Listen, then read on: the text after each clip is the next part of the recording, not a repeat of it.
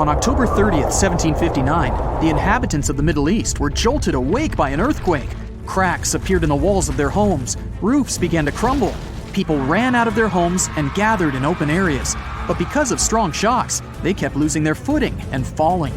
A month later, there was another earthquake, but it turned out to be even stronger. Trees broke, houses collapsed, deep cracks appeared in the ground. The disaster lasted for 2 minutes. Oases, roads, and cities were destroyed. Incredibly, Baalbek's ancient buildings withstood earthquakes. Some historians state that this majestic and mysterious place was built during the Roman Empire, but many researchers disagree. Whatever the truth is, the city is one of the main archaeological phenomena of humankind. The most amazing building of Baalbek is the Temple of Jupiter. The inhabitants of the Roman Empire believed that Jupiter held power over lightning and thunder. The building looked like a platform with 54 columns. A massive roof rested on these columns. Today, you can only see 6 70-foot-high columns. Each of them consists of 3 sections and resembles a pencil. The cores of these pencils were made of lead. This made the columns exceptionally strong. Each of these pieces of stone weighed an incredible 80 tons. That's the weight of 35 Ford Explorer SUVs. Look, this is the largest block in the Great Pyramid of Giza. But compared to the blocks from Baalbek, it doesn't even look that impressive. The foundation under the Temple of Jupiter was preserved. That's how specialists figured out it consisted of about 25 monolithic stones, weighing 450 tons each. It means that the blocks from Baalbek weigh almost 4 times more than the blocks from Egypt. There are 3 more enormous limestone blocks in the foundation. They weigh 800 tons each. This is more than twice the weight of a Boeing 747 plane.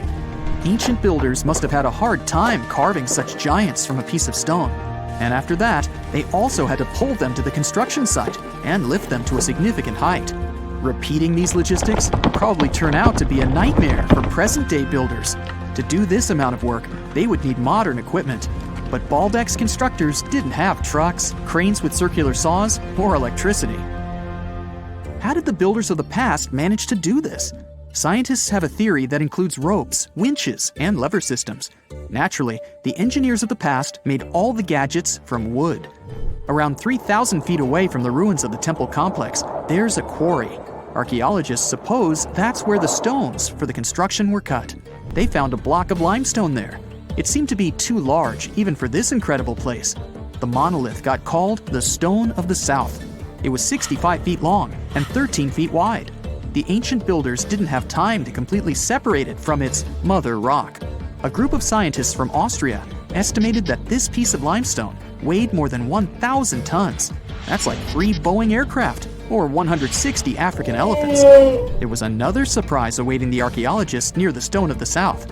It was the second monolith that weighed more than 1,200 tons.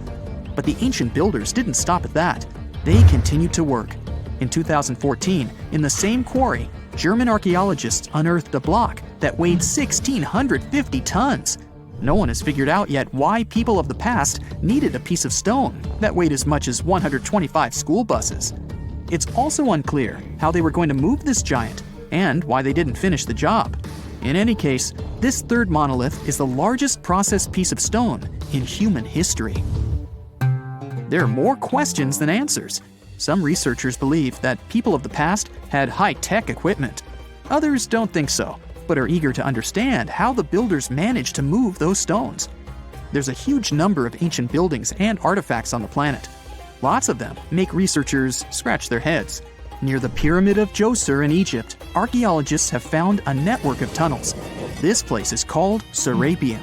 It contains 24 sarcophagi weighing from 70 to 100 tons. The giant boxes are carved from a single piece of granite and covered with heavy lids. The sarcophagi are perfectly symmetrical. To the touch, their walls are as smooth as glass. Even with the current level of technology, this is very difficult to do. But the ancient Egyptians managed this feat. The Lycurgus cup is a priceless artifact and example of ancient nanotechnology. It's made of glass that can change its color. If you put a source of light in front of the cup, it turns green. If the light is behind the goblet, it becomes deep red. In this case, the figure of Greek king Lycurgus turns pale purple. Scientists understood how this color change worked only at the end of the 20th century. Through microscopes, they saw nanoparticles of silver, gold, and copper. They had been added to the glass matrix. Thanks to this, you can observe a color change called dichroism. Interestingly, the gold and silver were grounded into a fine dust. It's almost impossible to do this by accident. Most likely, the ancient experts knew for sure what they were doing. Bolivia has a curious place called Puma Punku. It looks as if an ancient giant played there with an enormous construction set. And after the game, they forgot to put the pieces back into the box. But there are no giants, and the huge stone blocks were carved by ancient builders over 1,500 years ago. Some of the rocks weigh 100 tons. The blocks were brought to an altitude of almost 13,000 feet above sea level from the quarry 60 miles away from the construction site. There's no forest in that area. This means the builders couldn't use trees to make wooden rollers. The monument belongs to the Inca civilization. Scientists are sure they didn't know anything about wheels. In 1992, the inhabitants of a Chinese village decided to drain a pond. Their ancestors had been using it to wash clothes and catch fish for hundreds of years. They kept pumping the water out for 17 days. At the bottom of the reservoir, they made an unexpected discovery.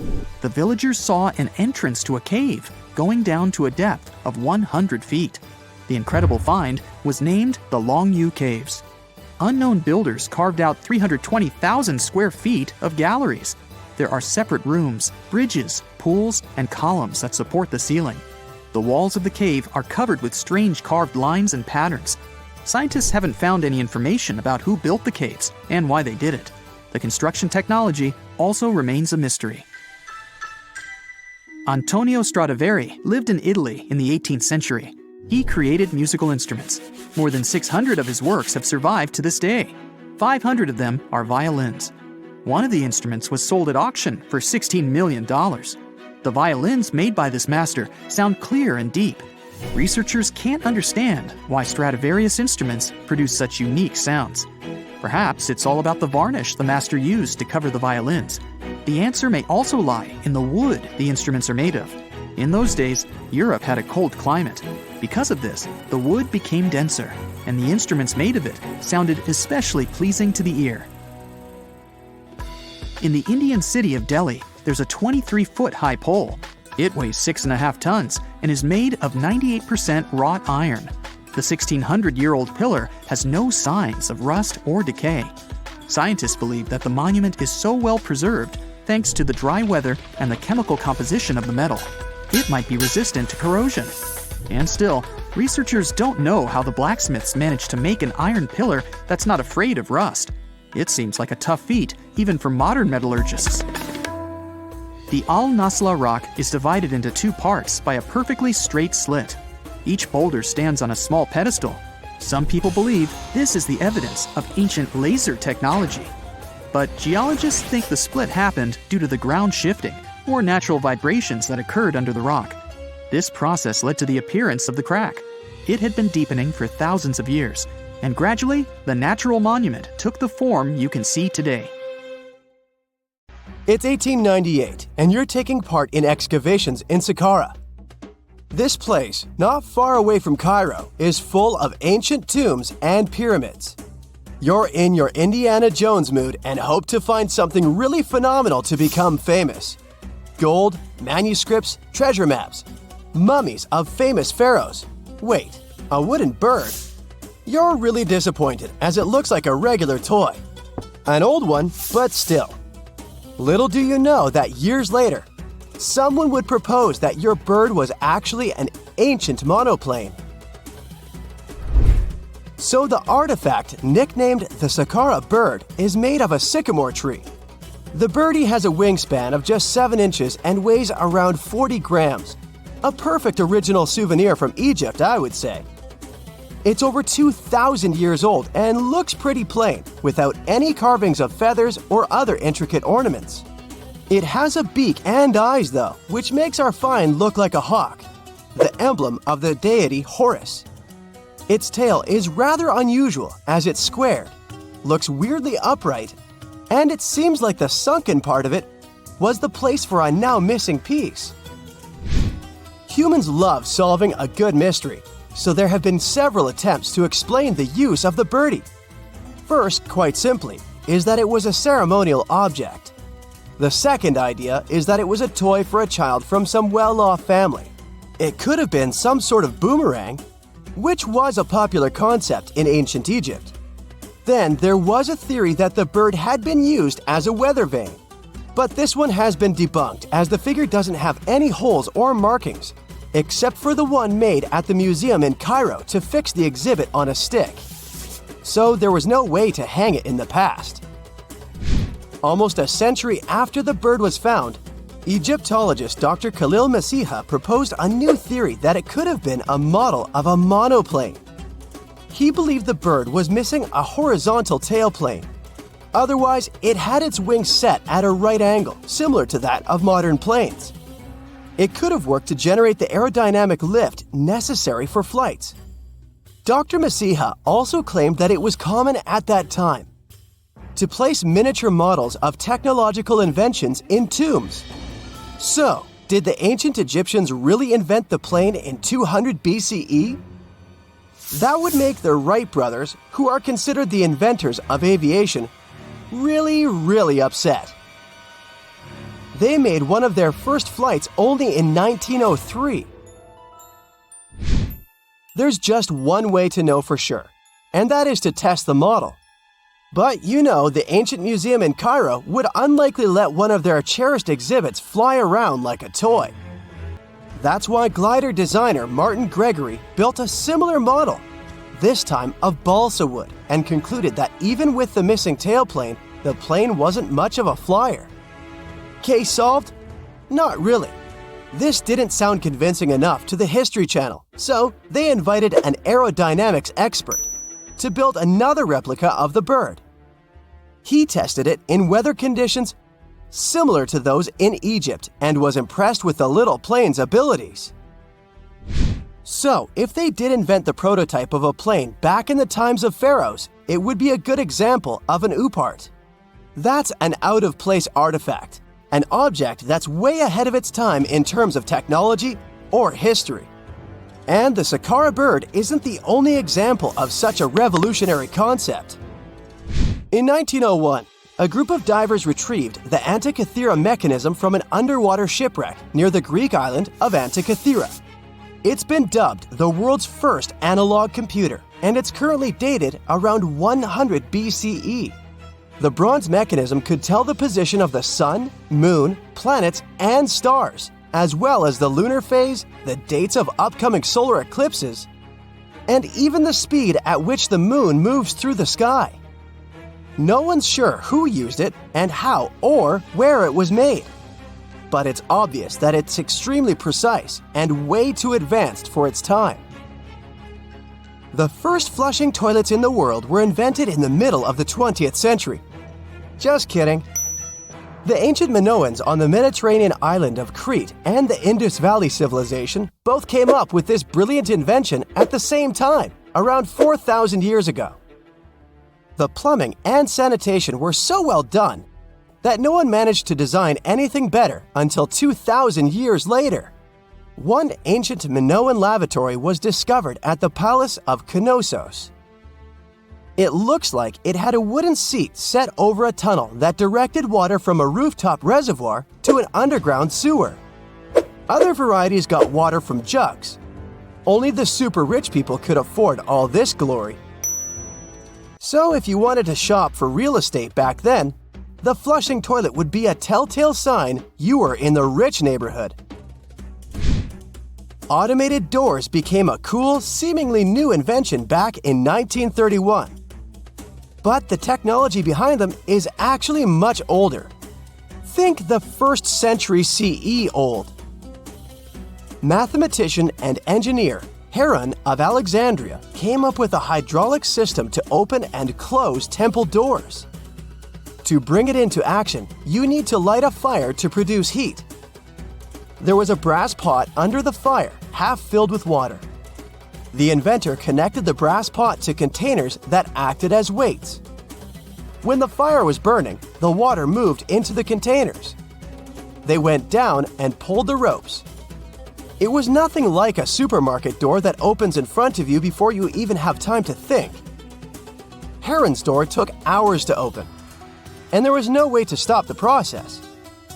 That's why they only opened the doors once a day before people entered the temple, to add some mysticism at the temple during ceremonies. Spooky. Looks like the first ever battery was invented in Baghdad around 2,000 years ago. A German archaeologist found this oval-shaped clay jar in 1938. Scientists are still not sure what purpose it served and who exactly invented it. There is a theory that it was used for electroplating objects with precious metals. When they filled it with a weak acid like vinegar, the battery produced around 1 volt of electricity. Another theory says it was a vessel for sacred scrolls. Would you like to buy contact lenses designed by Leonardo da Vinci himself? In 1508, he invented a glass lens with a funnel on one side. You were supposed to wear it with water inside to improve your vision. Sounds a bit uncomfortable, doesn't it? So, around a century later, French scientist René Descartes decided to improve the idea and make the cornea contact the future lenses. Contacts because they contact your eyes, get it? The glass tube with liquid did help improve vision, but blinking was sadly impossible. 2.5 centuries later, new technologies in the glass industry let scientists design contacts that would fit in the eye and even let the wearer blink. Thanks, guys! Still, those lenses were made of heavy blown glass and didn't let the eye breathe. About 50 years later, contacts became plastic, lightweight, unbreakable, and scratch-resistant, but still covering the entire eye. And then, in 1948, an English optical technician accidentally sanded down a plastic lens and figured out they'd still be in place even if they covered only the cornea. Imagine you're living in 19th century London and need to send a message to New York. It would have taken about 10 days to get there by ship. So when delivery time went from days to hours in 1858, it was a true sensation. The first message was sent by Queen Victoria herself. It was all made possible thanks to the Transatlantic telegraph cable, running under the ocean. Sadly, the new cool invention only lasted a few weeks. It took years to bring it back to life. How much time passed between the inventions of the first computer and the appearance of the modern one? The first electronic computer in history is the ENIAC, Electronic Numerical Integrator and Computer. It was invented in 1945 by American scientists. But there's an older machine. It's the Babbage difference engine. English engineer Charles Babbage built it in 1822. This means more than 200 years have passed since the first computer, and we would have thought so if, at the beginning of the 20th century, divers hadn't discovered a computer more than 2,000 years old. In 1900, a group of divers searched for sea sponges in the Mediterranean Sea between the island of Crete and mainland Greece. But instead of sponges, they found sunken treasure ships. It was one of the most significant archaeological finds of that time.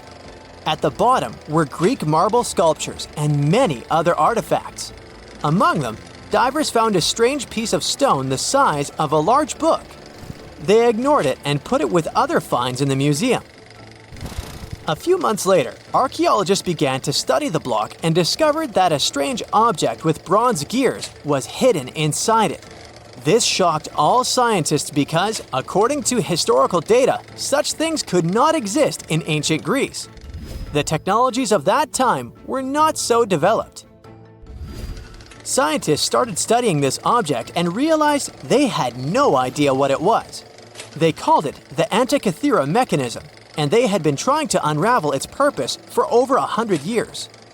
The fragility of the object added complexity. It had been underwater for a millennia. Its internal instruments were damaged, and when scientists touched them, they fell apart. Over many years of research, the object has split into 82 fragments, becoming a real puzzle for scientists worldwide. They found out that it was a machine designed for astronomical calculations. With the help of X-rays, computer tomography, and virtual modeling, people could partially recreate the image of the mechanism. It was a complex structure consisting of 30 rotating gears that turned the dial. The whole mechanism was set in motion with a hand crank. All this was necessary for the ancient Greeks to track the positions of the moon and the sun and calculate the time of eclipses and the Olympic Games. It's as if Silicon Valley was in ancient Greece and the best minds united to create a revolutionary startup. The Antikythera mechanism showed that people in the distant past had excellent knowledge of astronomy and technologies for studying the starry sky. Considering that time, it was not just a machine, but a supercomputer. People entered data into it and got the result after the complex calculations it performed. In 2016, scientists found an inscription on the device containing more than 3,000 symbols. It was something like a manual for use. The text had information about eclipse colors, celestial body movement, and astrological predictions. It was like a reference list of all the events that happened to the planets in the sky. The Greeks realized that all astronomical bodies in the starry sky moved along the same routes. That is, they had orbits close to the plane of motion of our planet around the sun. Ancient astronomers couldn't calculate the path of their movement, so they created the Antikythera mechanism. This was one of its main functions. The researchers found confirmation of this version in the words of the Roman lawyer Cicero. In one of his quotes, there was a mention of a computing machine created by mathematician Archimedes. According to Cicero, the machine could depict the movement of 5 stars called wanderers. At that time, people called celestial bodies that way. Archimedes had lived before the Antikythera mechanism was invented, but perhaps he created the drawings that became the basis of the device. The mechanism worked, and when you turned the handle on it, it rotated the gears in the front and rear parts of the device. And then, the dial showed you the direction of movement of space objects. Besides, the machine had an astronomical calendar inside and tracked the time of sporting events, such as the Olympic Games, and also helped to calculate the exact time of the eclipse. Apparently, the Antikythera mechanism was something like a powerful organizer used by scientists or wealthy citizens of Greece. But what is most unusual is that its creator probably installed the function that changed the observation properties depending on the observer's location. This means that ancient astronomers had to enter different coordinates in different areas for the correct result. NASA computers can do all these things today. These expensive multi-million-dollar devices work with electricity, chips, processors, and thousands of other things. And the ancient Greeks achieved the same result 2,000 years ago with the help of this small device. This changes the idea of the technologies of ancient Greece. People of that time had plumbing and used steam to control some equipment. They were developed, but no one expected them to go so far. Archaeologists were sure that people of ancient times used giant rough gears to operate windmills. And now, it turns out that they could create small and complex mechanisms that modern scientists couldn't figure out for 100 years. Divers continue to study the seabed where the Antikythera mechanism was found. They have already found other items, such as nails from the ship and a bronze ring. Such underwater excavations are dangerous and complicated, so the research takes a long time. Experts think that the Antikythera mechanism was not a single copy. Perhaps the ancient Greeks made the same or similar machines. Maybe they're hidden somewhere or were melted down to create something else. In those days, bronze was a costly metal, so when ancient astronomical computers broke down, people could melt them and sell the metal. Some researchers refer to the Antikythera mechanism as the ancient prototype of all modern devices. Phones, computers, and tablets have something in common with this machine. By the way, have you heard of the odometer device? This device tracks the distance traveled by car or other means of transport. Nowadays, odometers are digital, but this technology used to be mechanical, and the ancient Greeks were the first to invent it. According to some records, Archimedes might have created it. The Roman later adopted this device for use during long journeys to aid in road construction. The ancient Greeks were the first to attempt to understand the rules of geometry. The Babylonians and Egyptians used geometry in different spheres of life. However, the Greeks decided to use logical reasoning to establish the rules and formulas that we still use today. Archimedes observed that when a solid object was immersed in water, it displaced a mass of water equal to the volume of the object. Have you heard of the Hippocratic Oath? This document is read aloud by all doctors before they start practicing medicine. For us, concepts such as confidentiality between a doctor and a patient seem commonplace, as well as a doctor's duty to always try to cure and save people's lives. But all of this was invented by ancient Greek Hippocrates. In addition to the famous oath, he was one of the first to make a scientific leap in medicine. In ancient times, people viewed illnesses as punishment for bad deeds. But Hippocrates discovered that diseases were natural and that the human body could react differently to them.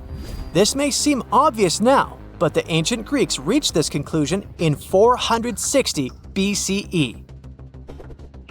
Aristotle was the first to suggest that our planet is a sphere, and thanks to him, we enjoy movies, TV series, and performances. The ancient Greeks invented theater in the form we know it today. Aristotle wrote the first rules of drama in history, which guide directors and screenwriters on how to keep the viewer's attention. Greek writers created plays in various genres, including tragedies, satires, and comedies.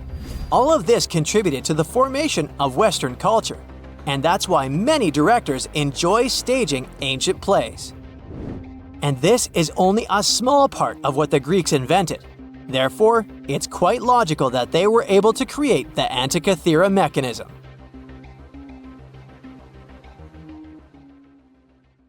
If there's a question that still baffles archaeologists to this day, it's this one. How did the ancient Egyptians build those magnificent pyramids? As far as we know today, their resources were quite limited, especially in terms of tools and building materials. We still don't have a fully satisfying answer, but hey, we've got some pretty amazing theories worth considering. The leading contender among these theories involves the clever Egyptians employing a sneaky strategy. Now picture this. They constructed a slanted and curving mound made of bricks, earth, and sand encircling the pyramid to be. As the pyramid grew taller and taller, they simply increased the height and length of this wacky structure. It's like they were playing an ancient game of Jenga. Now, how did they get those massive stone blocks up there? Well, according to the legendary ancient Greek historian Herodotus, they used sleds, rollers, and levers. It sounds like they turned construction into a supersized game of tug-of-war. And guess what? Herodotus also claimed that the Great Pyramid, the one from Giza, the granddaddy of them all, took a whopping 20 years to build. There's more. Herodotus also dropped a mind-boggling number on us. 100,000 men were supposedly involved in this pyramid extravaganza. Did they hire the entire Egyptian population? Well, it might not be as far-fetched as it sounds. These men were probably mostly farmers, so they probably focused on the pyramids when there wasn't much work to be done in the fields. Like during the flood season of the Nile River. Obviously, specialists in the archaeological community had something to add to this theory. By the late 20th century, they discovered some evidence that suggests the workforce might have been smaller and more permanent than previously thought. Instead of a massive army of 100,000 pyramid builders, they proposed that a modest crew of around 20,000 workers, accompanied by support personnel like bakers, physicians, and even spiritual leaders, could have gotten the job done. There was also this theory that claimed that the pyramids were actually built from the top downward. It suggested that these colossal structures were nothing more than isolated hills used as quarries. The stones were supposedly drawn from these hills, and over time, competing engineers took charge and transformed them into the iconic pyramids we know today. Now, before you dismiss this theory as a wild fantasy, some folks thought it wasn't completely crazy. After all, there are instances where isolated hills exist, so maybe this theory had a tiny glimmer of truth. Whether it involved ramp building or ingenious work schedules, one thing is clear: those pyramids have definitely left their mark on history and on our imaginations. Now, speaking of ancient Egyptian mysteries, there's this gigantic unfinished obelisk sitting in ancient Egypt, and scientists are trying to figure out how it was shaped. Now, some people suggest that our industrious ancestors used handheld pounders to get the job done. One expert has a different take on the matter, though. He argues that if we take a closer look at the pattern left behind by the shaping tool, we'll notice something peculiar. The walls of the trenches surrounding the obelisk display a neat and even pattern, which is pretty unlikely if they were pounded away by mere mortal hands. According to this expert, those horizontal striations are usually the result of a tool that takes breaks while removing material, leaving its mark on the surface. But wait, there's more. Imagine the tool being rocked back and forth against the trench walls, clearing away the waste to keep the trench from narrowing. Well, in that case, the tool might have left some funky horizontal striations where it was pressed against the sidewall. This sounds like some fancy technology at play, don't you think? And guess what? The dynastic Egyptians probably didn't have access to that kind of know-how. Another famous Egyptologist from way back also uncovered a bunch of core drills during his adventures. Although the actual drill bits are missing, his collection houses these particular core remnants made of limestone, alabaster, and even granite. These constructions aren't the only amazing thing the ancient Egyptians left behind, though. As it turns out, the Egyptians were the genius minds behind the creation of the handheld mirror. Yeah, that little mirror you use every day to check yourself out. But here's the twist. These mirrors are like pieces of art. They were decorated with inscriptions and figures. But that's not all. The Egyptians had a serious concern with their appearance. They knew the importance of personal hygiene and looking fabulous. So, in their quest for pearly whites, they invented toothbrushes and toothpaste. Dental problems were pretty common back then, and their smiles weren't exactly all white. Dentistry wasn't their strongest suit, you see. Maybe their minds were distracted by all that pyramid building. So that doesn't mean those ancient toothpaste recipes weren't amazing. One delightful concoction included rock salt, mint, dried iris petals, and pepper. Some brave dentists in the 21st century tried it out, and it worked pretty well. Ground-up ash was also used in another recipe to create a tooth cleansing paste. Mint was missing, so that didn't do much for their breath. That's when the genius Egyptians came up with the world's first breath mints. They made tablets from heated spices like cinnamon, and they mixed it with honey. Now, let's shift gears to home decor, Egyptian style. They surely took ornamentation to the next level. While the concept of decorating furniture started in Mesopotamia, the Egyptians cranked it up a notch. They went all out with different colors of ink and even developed various weights of paper. Oh, and let's not forget about those cute little area rugs we all have in our homes today. Guess who came up with the idea? Yep, the Egyptians.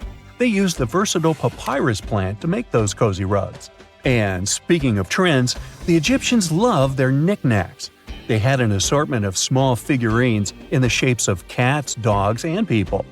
These statues were made from various materials, like simple sun-dried mud to the ultimate bling of gold.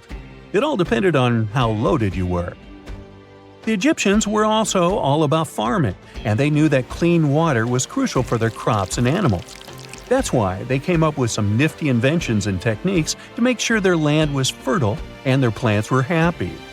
First off, they had the genius idea of using ox-drawn plows. They had two types of plows, heavy and light. The heavy plow would strut its stuff, cutting deep furrows in the soil, while the lighter plow followed behind, fluffing up the earth. But they didn't stop there. After plowing, the Egyptians would break up clumps of soil and sow the rows with seeds. To give those seeds a good old squish into the furrows, they'd march their livestock across the field, effectively closing up the furrows. But hey, all that hard work would be pointless if their seeds were as dry as the Sahara. That's where irrigation comes into play.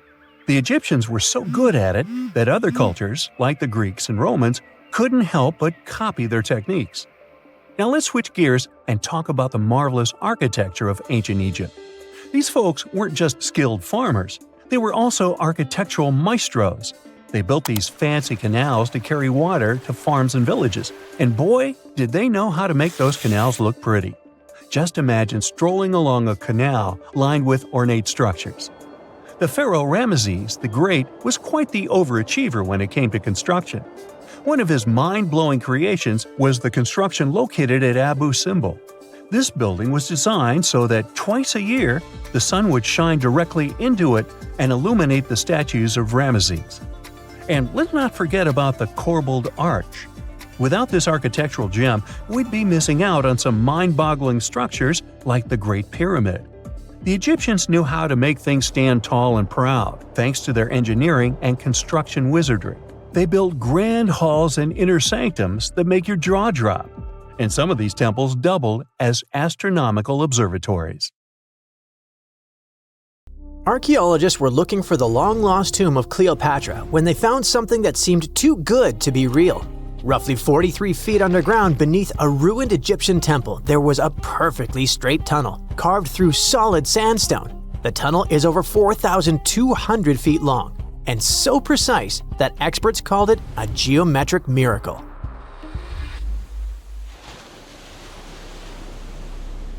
The tunnel sits beneath an ancient city west of Alexandria, near Egypt's Mediterranean coast. The team that found it carefully peeled back layers of stone and debris until they hit this passage, about 6.5 feet tall, cut cleanly into bedrock. There were no collapse marks or wandering curves, just precision. If you've ever tried to drill a straight hole into a wall at home and failed within seconds, imagine doing this underground for nearly a mile. Ancient builders had no GPS, no lasers, no modern surveying tools. Yet, this tunnel stays remarkably level over its entire length. That means they understood gradients, angles, and distance in a way that goes far beyond stack stones and hope. Engineers today rely on machines to maintain that kind of accuracy underground. These people relied on knowledge, repetition, and patience. Parts of the tunnel now sit underwater or collapsed, probably after several earthquakes that struck the region centuries ago. Some experts think the tunnel may have once connected the temple to water sources or ritual areas closer to the sea. Archaeologists noticed that the Egyptian tunnel is an exact replica of the Eupalinos tunnel in Greece. It's believed to be one of the most important engineering achievements of antiquity, which only makes the Egyptian tunnel more special. Underground passages in ancient Greece linked temples to sacred springs. Back in ancient times, people moved through space in specific ways, underground and above, to reenact myths and journeys of gods. A tunnel like this could represent a path to the underworld, rebirth, or divine transition. Nobody would invest this much effort in construction just for decoration. Plus, in earlier digs at the site, archaeologists pulled up all kinds of artifacts, including coins with the names and faces of Cleopatra VII and Alexander the Great. They also found figurines, statues of deities, a mummy with a gold tongue, and even an entire cemetery packed with Greco-Roman style mummies. The perfect geometric tunnel isn't an isolated flex. Not far away, underwater archaeologists off the coast of Alexandria uncovered something that sounds like it belongs in a royal travel documentary. A 2,000-year-old pleasure boat that once glided along the Nile. And this wasn't just another fishing vessel or cargo barge. It likely stretched over 115 feet long and 23 feet wide, and had a decorated cabin, plus around 20 rowers, which turned the river into a moving palace. This isn't speculation pulled out of thin air. An ancient Greek geographer named Strabo wrote about these exact boats around the 1st century BCE. He described lavish vessels used by royalty during festivals and ceremonial outings in Alexandria. For years, historians treated that as a poetic exaggeration. Then, this wreck surfaced, and suddenly, Strabo sounded less like a storyteller and more like a witness. Even ancient art backs it up. The Palestrina mosaic from Italy shows richly decorated boats floating down the Nile. They match both the texts and the physical evidence almost perfectly. Inside the wreck, archaeologists found something small but incredibly human. Graffiti scratched into the wood in Greek. just writing left behind by someone who stood on that deck 2,000 years ago. Researchers haven't fully decoded the text yet, but its existence alone matters. It tells us this wasn't just a floating symbol of power. People lived on it. It was sort of like a modern luxurious yacht, and the Nile was like a highway. All types of vessels with passengers were moving back and forth, visiting friends, carrying their goods for trade, doing business, and, of course, going on pleasure cruises. The location of the pleasure boat makes the story even better. The boat sat near the temple of Isis on Antikythera, an island that once hosted royal and religious buildings before earthquakes and rising seas erased it from the surface. That temple collapsed around 50 CE, and researchers believe the boat may have sunk during the same disaster. Another recent find that has to do with life on the Nile is the lower part of the massive worship complex about 10 miles southwest of Cairo. It connects directly to an upper temple dedicated to Ra, the Egyptian deity of the sun. The newly excavated part is a 4,500-year-old valley temple. The upper temple sits on higher ground, and archaeologists excavated it years ago. The valley temple is closer to the Nile, and it's connected to the upper part by a causeway. A German Egyptologist actually started excavating part of the temple back in 1901, but the groundwater sat much higher then, and he had to stop.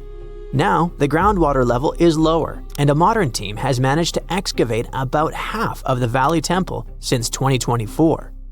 Once they got in, archaeologists uncovered the remains of a columned entrance portico. Then they found blocks carved with a calendar of religious events, almost like an ancient public schedule. The text includes feasts for Saqqara, a falcon-headed deity linked to Memphis, which was a major capital during the Old Kingdom, plus the festival of Min, a fertility deity, and even the procession of Ra. The calendar blocks all showed up around the entrance portico area, which most definitely means that the outside facade of the temple displayed this long feast calendar publicly. That's why archaeologists think this might be one of the earliest examples of a true public calendar ever found. A literal event list for an entire community, built into the architecture. On top of that, the team found dozens of decorated blocks covered in inscriptions that named a pharaoh who ruled around 2420 to 2389 BCE and had the temple built. This temple shows how people moved through ancient Egypt. Because the upper temple handled the main worship, but the valley temple made the whole place accessible. It acted like the landing area for boats coming in, either directly from the Nile or more likely from one of its side channels. So instead of hiking across desert terrain, visitors could arrive by water, step onto the temple's landing stage, enter through the Valley Temple, then head up the causeway ramp toward the upper temple on the hill. After about a century of use, researchers found that the Valley Temple had been repurposed into a residential area. And the best part is, what they found from that era: 2 wooden pieces used for playing Senet, an ancient board game. Senet shows up at other Egyptian sites too, including King Tutankhamun's tomb, but nobody fully agrees on the rules today. Some discoveries in Egypt create new mysteries instead of solving the old ones. Earlier in 2025, archaeologists announced the discovery of the first pharaoh's burial found in or near the Valley of Kings since King Tut's tomb in 1922. The newly found tomb of Thutmose II flooded almost immediately after burial. Ancient officials rushed in, removed the mummy and most of the grave goods, and hid them somewhere else. The weirdest part is that an alabaster ointment jar inside the tomb links the burial directly to Hatshepsut, Thutmose II's wife and half-sister. The inscription basically says she made this monument for him, which proves she arranged his burial. But it still doesn't explain why she placed him here and later chose the Valley of the Kings for herself. Now, archaeologists are studying a huge mound of rubble near the tomb, about 75 feet tall, and suspect it was built to hide something important. If a second tomb sits underneath, it could be complete and undisturbed. So, the deeper the archaeologists dig, the more ancient Egypt stops feeling like a gone civilization and starts feeling like a paused one. Looks like it didn't just survive time, it outsmarted it, and we're only just beginning to catch up. Hey, if you think Stonehenge is one of the oldest stone monuments ever, well, let me introduce you to Göbekli Tepe. Buckle up, we gotta travel to Turkey to meet this really old guy. Yeah, he's too old to travel. Jokes aside, Göbekli Tepe, an archaeological site located in southeastern Turkey that dates back to the Neolithic period around 10,000 BCE. It's considered to be one of the oldest and most significant archaeological discoveries in recent times. The site consists of a series of circular and rectangular structures made of stone pillars. Yeah, it does look like its younger brother Stonehenge. Some of those pillars are decorated with intricate carvings of animals and other symbols. Now, you may be wondering, hey, why on earth did they make such a fascinating building? What was its purpose? Sorry, I got no answer for that. The purpose of the site is still unknown, but it is believed to have been a ceremonial center for the ancient people who lived in the area. The discovery of Göbekli Tepe has challenged long-held beliefs about the development of human civilization, as it suggests that complex societies may have emerged much earlier than previously thought. Okay, pack your stuff, our travel's just started. Next destination, Masada. It's an ancient fortress located in Israel on a plateau overlooking the Dead Sea. Hey, look at that view, spectacular, huh? It was built by King Herod the Great in the 1st century BCE, and it was very smartly built. Within the fortress, there were various facilities such as storehouses, barracks, a palace, and a set of cisterns capable of holding approximately 40,000 cubic meters of rainwater. People living there believed that the collected runoff from a single day's rainfall could provide sustenance for over 1,000 individuals for a period of 2 to 3 years. Access to the fortress was limited to 3 steep and winding paths leading up to fortified gates. Still, at one point, the fortress was occupied by people who had fled Jerusalem after the city was captured by the Romans. They held out against the invaders for several months, but eventually they were defeated. But these guys didn't surrender. The story of Masada has become a symbol of resistance and bravery. Today, Masada is a popular tourist attraction and a UNESCO World Heritage Site. The next flight is going to be short. We're popping over to Egypt to see the Karnak Temple Complex. It's a vast ancient Egyptian temple complex located in the city of Luxor, Egypt. It was built over a period of 2,000 years and covers an area of more than 200 acres. The complex is dedicated to the worship of the deity Amun-Roka. Wait a minute, that should be Amun-Ra, and it was one of the most important religious centers in ancient Egypt. The Karnak Temple consists of several temples, chapels, and other buildings, including the Great Temple of Amun, the Temple of Khonsu, and the Temple of Ptah. Ptah! The Great Temple of Amun is the largest and most impressive temple in the complex, with massive columns, statues, and other decorations. One of the most famous features of the Karnak Temple complex is the Avenue of Sphinxes, which is a long avenue lined with Sphinx statues that leads from the entrance of the complex to the Great Temple of Amun. Another notable feature is the Hypostyle Hall, which is a massive hall with 134 columns that are over 70 feet high. The Karnak Temple Complex is a popular tourist attraction and a UNESCO World Heritage Site.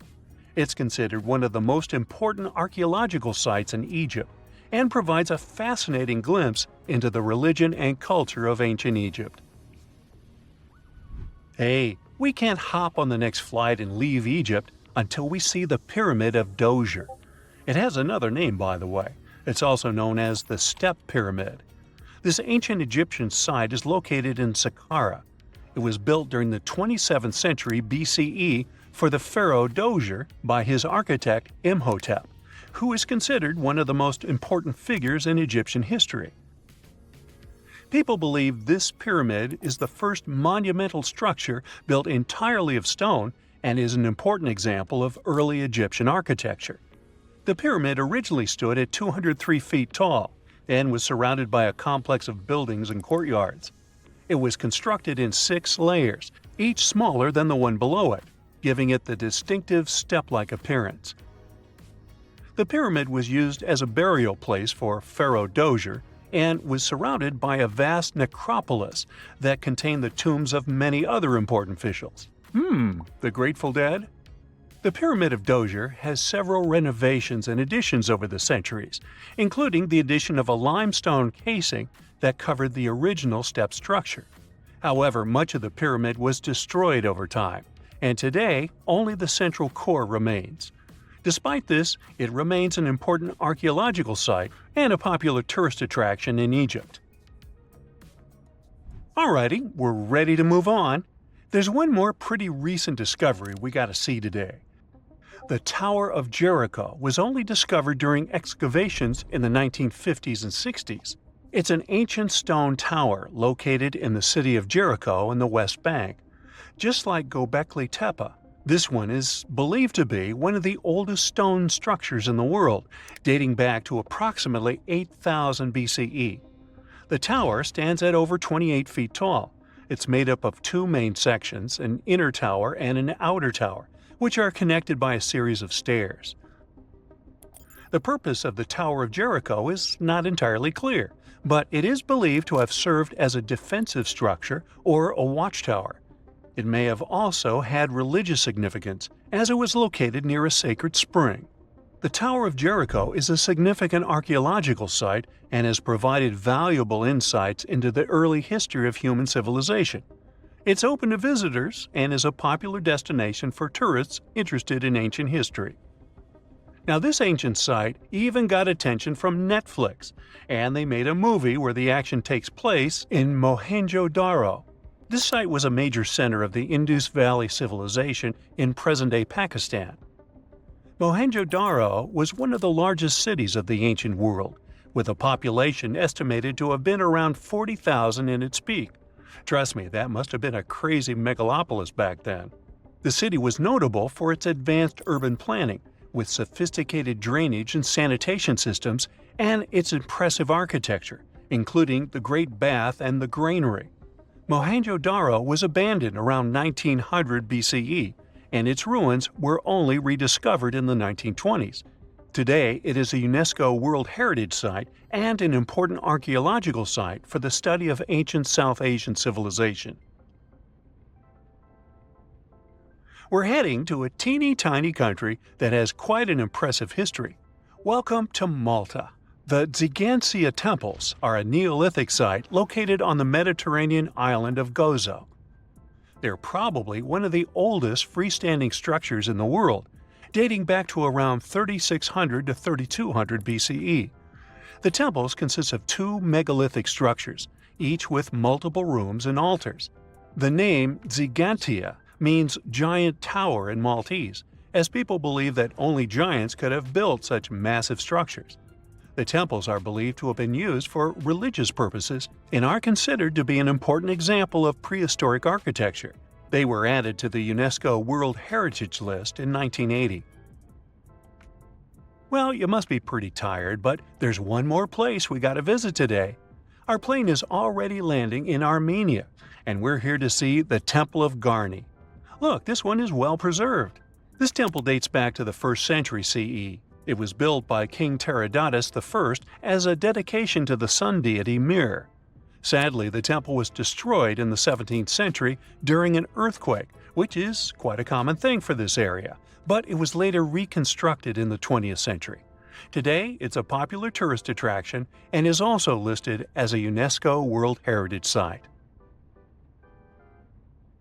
Imagine you could spend an entire week scanning ancient ruins and taking photographs of the world's most surreal archaeological sites. Would you be up for it? So, let's do some digging. The first stop on your busy itinerary is Southeast Asia. It's home to some pretty cool ruins. You start in Bagan, located in the hinterlands of Myanmar. There are many ways to visit the site, and you're glad you've booked 2 different experiences. The first one is a hot air balloon trip at sunrise. Right before dawn, you board the balloon, and as soon as the sun starts to appear on the horizon, you begin your flight over the marvelous area. As the sun rises, it glistens on more than 2,000 conic-shaped golden structures. The hot air balloon ride is quick, but it gives you unparalleled views of all the 40 miles over which the site sprawls. Back on land, you rent a bicycle and roam the village of ruins. Some of them are open and allow you to peep inside. These magnificent ruins were built between the 11th and 13th century CE and were mainly places of worship. There were originally over 10,000 buildings, but they were gradually deteriorating over time due to earthquakes. Thankfully, the site became a UNESCO World Heritage Site back in 2015 and has since been preserved. Up next, you catch a flight to Cambodia. You take some time to visit Angkor, the world-famous archaeological site nestled deep within the jungle.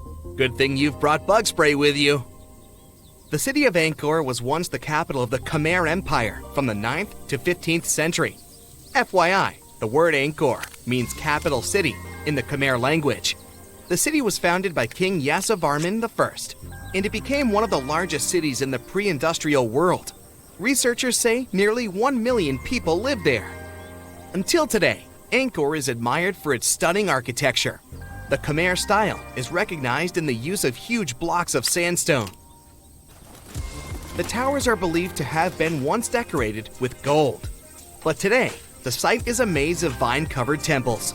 The city was abandoned in 1431 and wasn't rediscovered until the 1840s. Oh, and just so you know, this is also a UNESCO Heritage Site. It became one in 1992, in case you want to brag to your friends about your culturally rich adventures in the future. Now, your trip continues in Egypt. You're here to visit the Karnak Temple in the city of Luxor. You opt for the most unusual way to get to Luxor. That is, a boat ride down the Nile River. Leaving Cairo, you head south until you reach the famous ancient city. Luxor was once the capital of Egypt and a true hub of power and wealth. That is why the Karnak complex is such a great archaeological site. You choose to visit it at night, and still at the entrance, you are struck by the site's beauty. In the evening, artificial lights cast a golden glow on the temple statues and stone columns. The temple is huge and was built mainly around the 18th and 19th centuries BCE. Each Egyptian pharaoh from that period left their own architectural mark on the site. The highlight of this tour is taking a walk through the Avenue of Sphinxes and discovering the Great Hypostyle Hall. This hall is filled with towering pylons and solid sandstone columns, a true wonder. From Egypt, you head down to Jordan. Now, if you like terracotta landscapes, you've come to the right place. The city of Petra is a marvel of the ancient world. Located in Jordan's desert, the city was a commercial hub back in the 4th century BCE. The Nabateans, an Arab Bedouin tribe, lived in the so-called Rose City and thrived for many years, having accumulated a significant amount of wealth. The city was known for its innovative water management system, which made the region inhabitable. And yes, you'll catch a glimpse of its ruins on your tour. The rock-carved gate-like structure Petra is famous for what is called the Pharaoh's Treasury. It stands at the main entrance to the site and is said to have a treasure hidden beneath it. Don't forget to stand right beneath it and take one of those classic pictures for social media. Once Petra has been ticked off the list, you fly to southern Europe. More specifically, to the tip of the Italian boot. You have a day trip scheduled to visit the ruins of Pompeii. Pompeii can be reached by car from the city of Naples. It's home to the eerie yet well-preserved ruins of a city that was once engulfed by lava. When Mount Vesuvius erupted in 79 CE, it left the city of Pompeii completely buried under millions of tons of volcanic ash. The ancient city was first discovered by beneath the volcanic rock in the 16th century, but it was first cleared from debris in the 1870s. Today, you'll be able to walk down the streets of these ancient Roman ruins and imagine what the town looked like in its heyday. Pompeii was a vibrant and rich municipality. The site's ruins revealed that many areas of Pompeii had boasted impressive bakeries, markets, and even houses with balconies, which were a sign of great wealth at the time. And believe it or not, even some artworks survived the eruption. Archaeologists found well-preserved frescoes and murals with mythological creatures. All this indicates that members of the high society lived there. The city even had thermal baths and showers made from luxurious materials. While you're still in Europe, you'll hop over to visit the iconic Stonehenge. It's a perfect day trip if you stay in the city of London, just a short train journey away. Stonehenge dots the Salisbury Plain in Wiltshire, England, and is one of the world's most recognized ancient ruins. More than 5,000 years old, these curious stone rings are some of the oldest stone structures on the planet. Created out of sandstone, they are shrouded in misery. Who built them and why is still largely unknown. Popular theories claim that Stonehenge was used as a great solar calendar, built to help people keep track of days, weeks, and months. Talk about hard work to create a mere calendar, huh? In the final leg of your trip, we'll take you to explore the Southern Americas. In Guatemala, in Central America, you'll find ancient Mayan ruins. The lost city of Tikal is a city made of 3,000 buildings, the remains of the capital of the Mayan Empire. You can compare its importance to such cities as London or New York today. The North Acropolis is Tikal's most ancient complex of monuments. Built solely by human hands in 350 BCE, it served as the resting place of kings and chiefs. Back in the day, the step pyramid temples were painted a beautiful red. Mayans loved that color. Today, of course, you'll only see the limestone. You might wonder what made such a great city turn into ruins. Well, archaeologists have no clue about the cause of Tikal's decline. Until today, this question remains unanswered. Was it a drought? Disease? Maybe we'll never know. Are you in the mood for some Mayan ruins? Chichen Itza is an archaeological site with the best preserved pyramids on Earth. Located in Mexico's Yucatan state, this Mayan city is well over 1,500 years old. At its peak, it was home to 35,000 people. The site covers 1.9 square miles and has many ruins spread throughout it. The highlight is El Castilla, a tremendous step temple, rising 80 feet above the ground. Its most peculiar feature is that it has 91 steps on each of its 4 sides, including the upper platform, which makes for 365 steps, the same as the number of days in the solar year. Phew, what an intense trip! Time to head home now and soak it all in. See you next time! Today we're going to an art history trip. Our main focus is to unravel the mystery of whether or not ancient statues has always been white. We'll visit museums and even time travel to try and get a glimpse of what these statues were really like back in the day. To kick off our tour, we land in New York. We climb the famous steps of the Met, the Metropolitan Museum of Art, and walk inside this enormous museum. You walk down the aisle and get to the room where one of the world's biggest collections of ancient Greek and Roman statues is held. Admiring the large array of statues, one thing seems evident. They are mainly white. It makes sense since their primary material is white marble. For centuries, historians, archaeologists, and researchers in general have always taken this fact for granted. Weren't these statues always white? Until recent decades, this wasn't something that people discussed. But in the 1980s, researchers unearthed an ancient Greek statue that was clearly pigmented. This new discovery made them wonder, were all ancient statues painted? Let's take a close look at this work of art. This 3rd century before the Common Era Greek statue was discovered to be almost entirely painted, still in its original form. You don't have to look too hard to notice that the statue still carries some of these original pink colors, with some shades of blue and red paint as well. The thing is, this statue is not an exception, it's the norm. As it turns out, ancient civilizations did paint their sculptures with bright and vivid colors, but somewhere along our historic timeline, this information got lost. According to researchers, pigment in sculptures was a way of bringing their representations closer to real life. We live in bright colors, so art might as well reflect that, right? Right! So let's take a few steps back to understand what happened. So why are our museum's galleries filled with white statues as far as the eye could see? You might have heard of Michelangelo. It's a famous Italian sculptor who carved the iconic David and painted the ceiling of the Sistine Chapel. Michelangelo was one of the most emblematic painters of the Renaissance. The Renaissance was a historical period when European artists, philosophers, and scientists developed a renewed interest in the creations of ancient Greece and Rome. Artists like Michelangelo studied a series of Roman sculptures, like this one, the Laocoon and his sons.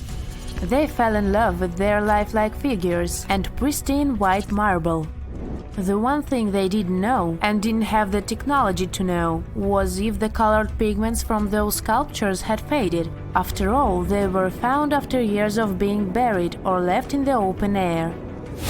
It's speculated that this statue, the Laocoon, had colored snakes and mantles, for example.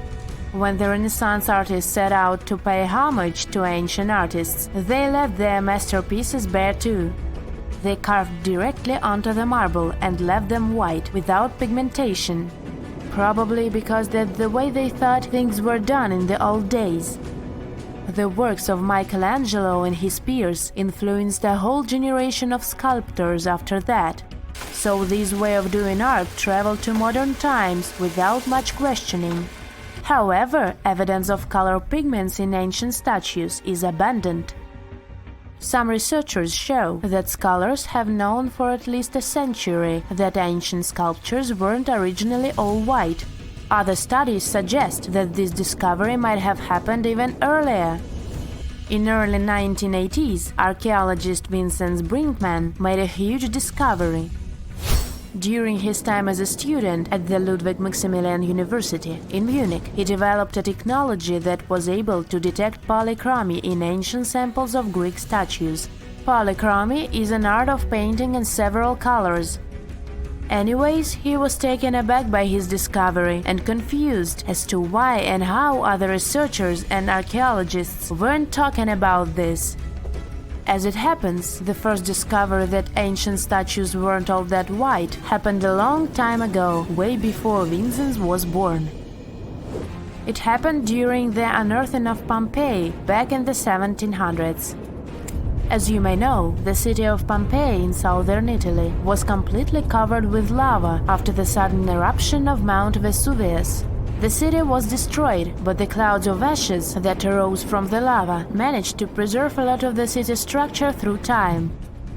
Thankfully for art historians and archaeologists, Pompeii became a digging ground for understanding ancient Rome. Researchers found several conserved frescoes that depicted scenes of daily Roman life. In one of these paintings, an artist is seen painting a sculpture. This fact was recorded by a very famous art historian known as Johann Joachim Winckelmann. He is also considered the father of art history. Now let's take a closer look at another famous statue. To see this one in person, you'll have to fly all the way to Rome and visit the Vatican museums. The statue you're looking at is a classic representation of Caesar Augustus. In case you didn't know, he was the founder of the Roman Empire and the first emperor of Rome. He is important. The sculpture you're seeing is called the Augustus of Prima Porta. You may have seen this before, probably in a history textbook. The thing is, it's always depicted in its white marble form. But according to an archaeological finding from the 1860s, the original statue was way much more colorful than that. According to archaeologists, the statue of Augustus de Prima Porta has a crimson tunic, yellow armor, and a purple mantle. It's important to keep in mind that colors weren't made artificially as they are today.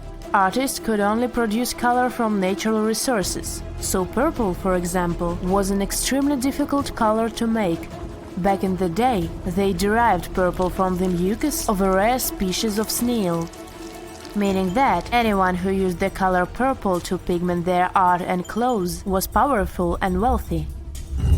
Well, this looked like enough proof for me that ancient statues weren't always white. But as we can judge by the look of our modern museums, there didn't seem to exist enough interest in the art community to further explore polychromy on the ancient statues. But remember that archaeologist we talked about, Brinkman? Well, he has been collecting data on polychromy since the 1980s. At a certain point, he even began making colored replicas of such statues. The technology used is far from simple. To reconstitute these ancient works of art, Brinkman makes a 3D plaster copy of them. Then he paints them by hand with the help of his wife. To find out which color were used in the original sculptures, Brinkman uses UV light.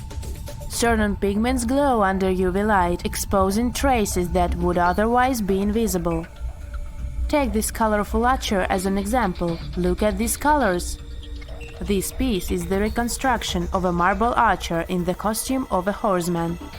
To accurately depict the archer, restorers had to research a lot about the history of the region where the art piece was originally found, since colors have a cultural meaning. That, together with UV technology, allowed for the reconstruction you can now see. It seems very far from the idea we have of what the Greeks would make, but this is supposed to look exactly like the original one. According to Brinkman, we shouldn't be so surprised that ancient Western civilizations used bright colors to depict their realities. After all, the Romans and Greeks were heavily inspired by the works of art of Egyptian civilization, Old Mesopotamia, and Asia. For example, if you look at the famous Egyptian Sphinx, you might be led to believe that it always looked that way, but that wasn't at all the case. Modern studies and virtual reconstructions of the monument show us that the monument was very colorful. The body of the statue is believed to have been painted terracotta, while the regal headdress that circles the head is meant to have been golden blue. All of these were considered important colors in Egyptian times, and it was only suitable to use them to depict a pharaoh. It's nighttime, and you're about to walk inside Pharaoh Tutankhamun's final resting place. You know, King Tut. You don't have a torch, but at least you came with a flashlight. You walk down several flights of stairs and observe how the walls are carved in hieroglyphics and what looks like a spell. Those who take anything from this place will be doomed for life, the spell says. Even if you don't really believe it, this scares you a little bit. You find a huge stone door. Is it a trap? You manage to open it, but oh no, it's only an empty chamber. You check your map. It seems like you're heading in the right direction. After what feels like hours, you realize you must be trapped inside a labyrinth. You try to retrace your steps, but you can't find the door where you came in from anymore. That's it, you think to yourself. You've fallen for the Pharaoh's trap. What's worse, you didn't bring a lunch. Okay, so we've all seen Hollywood movies where the main character is exploring ancient ruins and faces some seriously dangerous traps, right? We've been told Egyptian royalty protected their final resting places with venomous scorpions and snakes, sliding doors that will trap you for life, and giant rolling boulders that will crush anyone on their paths. The thing is, were these traps truly real? Well, I regret to be the one to break it to you, but this is all fiction. These elaborate traps were too technologically advanced for ancient civilizations to pull off. That is not to say, however, that there weren't any traps at all. Ancient civilizations, like the Egyptians and the Mayans, are known for their practice of building entire monuments dedicated to the ones who had passed away. These structures would often reflect the position of person occupied in society. So, for the really important people, the VIPs of their times, massive monuments were built to host their bodies long after they were gone. Some of these civilizations believed that a person's life would continue on the other side of the veil. For that reason, a person would be buried together with the belongings of their current life. If they had a lot of money and power and stuff, that meant their resting places would be filled with riches and gold. Now imagine if you lived in ancient Egypt and you knew exactly where all the pharaohs' tombs were located and had heard rumors of the amount of wealth kept in these places. Maybe you would be tempted to go check it out, right? We're talking about large rooms filled from floor to ceiling with golden artifacts, jewels, and even money. I mean, it does sound tempting. And since there weren't any security guards protecting the entrance of these places, Egyptians needed to get creative as to how they would protect these riches. These old civilizations found some traps to be useful. A recurring one was building empty rooms inside the monument to confuse a burglar. Now, let's take a look at Amenhotep III's final resting place as an example. It was built in the city of Luxor, in a spot also known as the Western Valley of the Kings. Two French engineers originally discovered the monument between 1905 and 1914 CE. The structure is huge and has more than 10 chambers, connected by long corridors and steep stairways. The King's Chamber is the most hidden one, and for an outsider to try and find it, they will probably enter a lot of empty rooms beforehand. Other pharaohs tried to protect their riches by commissioning monuments with false doors concealing pits that were up to 20 feet deep. This way, an unwarned and unwanted visitor would be surprised by the deep hole on their way to the king's resting chamber. Alongside false doors, pharaohs made sure to build labyrinth-style corridors and false walls. This way, robbers could take hours or days before they found the king's real chamber. As to pits with poisonous snakes on them, if there were any reptiles inside these monuments, they probably got inside on their own and would most likely not stay there for long. There is no way snakes would survive years and years without food inside these pits. So yes, another Hollywood-induced belief right there. If these traps seem boring to you, archaeologists did find an interesting deterrent in the final resting place of the Red Queen of Palenque in Mexico. Palenque was one of the most powerful Mayan cities in pre-Columbian Mexico, and the Red Queen was believed to be the grandmother of the last Mayan king, undoubtedly a person of immense importance to the empire. In her honor, a huge monument was built to keep her body after her passing. The discovery of the tomb itself was already thrilling. Archaeologists found an ancient monument when digging at the site back in 1994. The first thing they found was a room with a hidden door. Once they opened the door, they discovered a long corridor. Finally, at the end of this corridor was the Queen's chamber. The team of archaeologists was beyond excited to unearth this chamber with the mummy of the Queen herself still inside it. They found her to be accompanied by her pearls, jade shells, and expensive rocks. But as the team explored the remains, they saw something rather strange. The room was filled with a red-colored powder. Researchers knew that the color red was important to the Mayan people, and that much of their clothing and buildings were decorated with this color. But they didn't understand why the queen was buried with this unknown red substance. After they took a sample back with them for further analysis, they discovered that the red powder was cinnabar, a very dangerous mineral. This powder, when inhaled, can cause, shall we say, severe health damage to a person. The team concluded that this could only be a trap for anyone trying to steal her riches. Okay, so dangerous powders might have worked as the most intense traps we've seen until now. But perhaps the cheapest way to keep out unwanted visitors was to advertise spells written out all over the monument.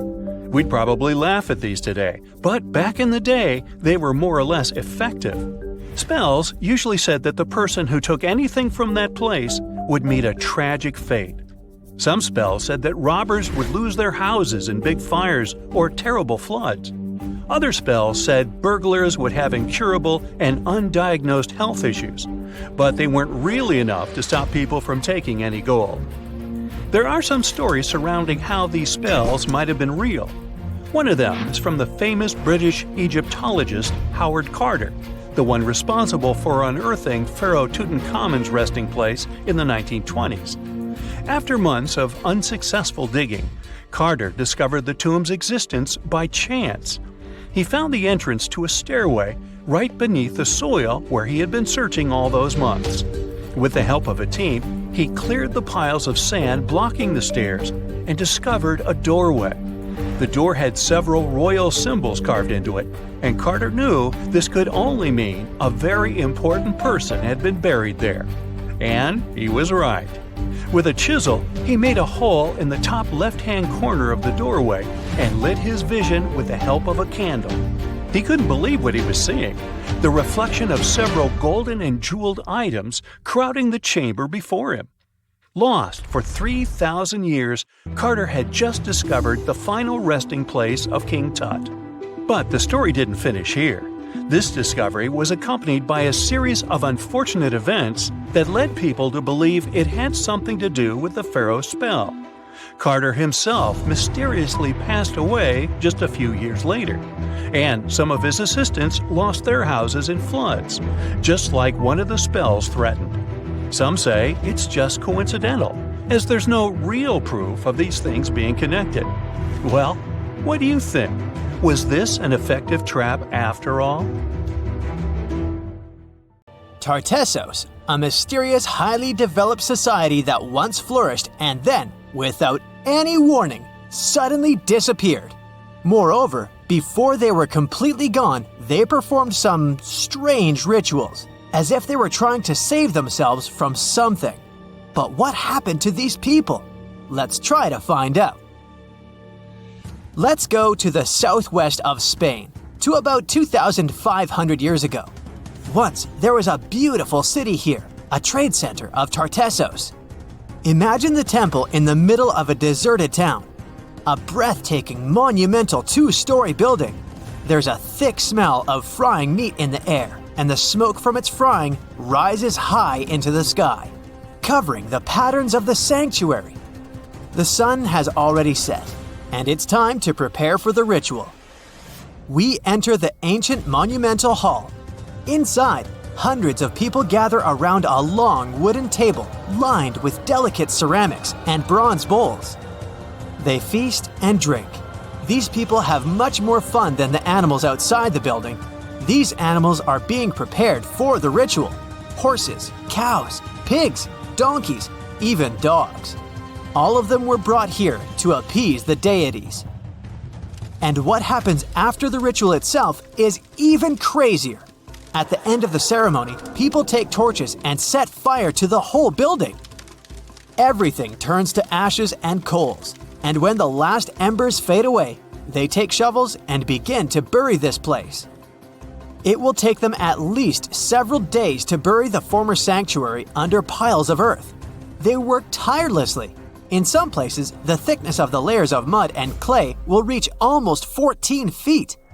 And then, these people, the last known Tartessians, just leave this place and disappear from our world forever. But what just happened? Why did they even do all this? Let's start from the beginning. Tartessos was first mentioned in Greek and Roman texts thousands of years ago, but for a long time, we had no idea what it even was. All the descriptions were contradictory and confusing. Some archaeologists thought that Tartessos was a kind of seaport. Others thought that it was a river or a water reservoir. They even said this place could be connected with the mystical Atlantis. But there was nothing to back it up with, so the scientific community quickly rejected this idea. But today, we know the truth. Tartessos was an ancient civilization. It's been located on the Iberian Peninsula, one of the southernmost islands of Europe. It flourished in the 9th to 5th centuries BC, and then, around 2,500 years ago, suddenly disappeared. They were quite rich. The island had rich reserves of metal, so their economy was thriving. Silver, copper, lead, and other good things were mined in the local Sierra Morena Mountains. Almost all the locals were engaged in trade. For them, it was a common thing. Isn't that strange that there were so few records left about them? And not so many monuments of their culture have survived to this day. In total, Throughout Spain, scientists were able to collect around 20 archaeological finds related to Tartessos. 3 of them were excavated in the Guadiana Valley: Cancho Ruano, Casas del Turrunuelo, and La Mata. Let's start with the first one.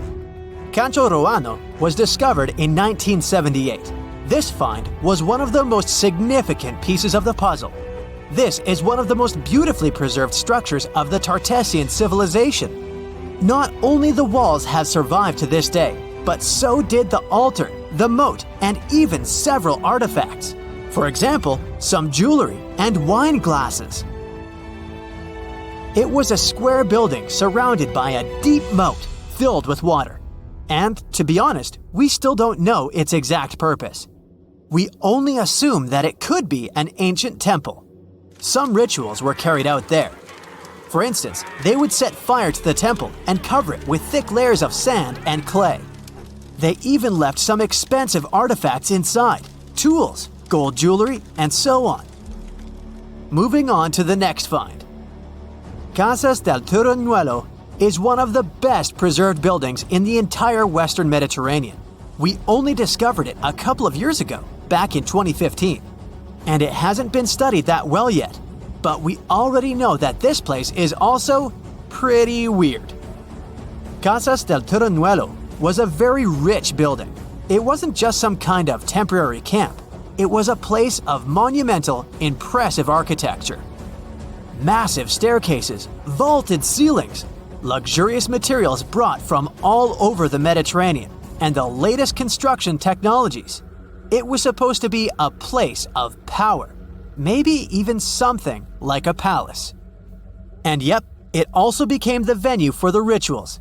It's unclear whether the locals intended to destroy this beautiful place from the very beginning, but this is where they performed the greatest ritual in the area. This ritual involved more than 50 animals, including the most valuable ones, horses. It was their only means of transportation. The fact that these people gave away their horses may indicate that they planned to stay here for some time. Perhaps they hoped to appease the deities and settle on local lands. The ritual was carried out exactly as they intended. And just like Cancho Ruano, this place was also set on fire. When the ritual ended, the locals buried this place and left, disappearing into the countryside of the Iberian Peninsula. Now it's an abandoned and quiet place. Just like Cancho Ruano, it's been standing here untouched for more than 2,000 years. The last find is La Mata, which was discovered much earlier than the other two, back in 1930. The resemblance between all of them was striking. La Mata had the same fate. It was burned and forgotten for centuries. All of this is very strange and mysterious. It seems like the locals were fleeing from something. Perhaps something happened that made them start building these banquet halls and arranging large-scale rituals. They thought that their deities turned away from them and tried to appease them. But unfortunately, it didn't work. As a result, they were forced to leave their temples and soon disappeared altogether forever. And by the way, why did they disappear at all? Well, this is another mystery of this civilization. One of the most important questions is, did they know that they were going to disappear? Or was it something unexpected? Did they suffer some kind of sudden catastrophe from which they were trying to escape? Or something else? Scientists have several theories on this. The first theory says that there may have been several major earthquakes and subsequent tsunamis in this region. These natural disasters destroyed local settlements and severely demoralized the survivors. Perhaps they were looking for salvation from this.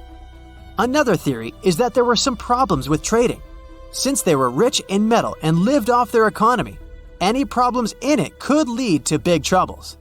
If they had some kind of mining crisis, then relations between different nations could worsen greatly, and things could get pretty nasty. The truth probably lies somewhere in the middle.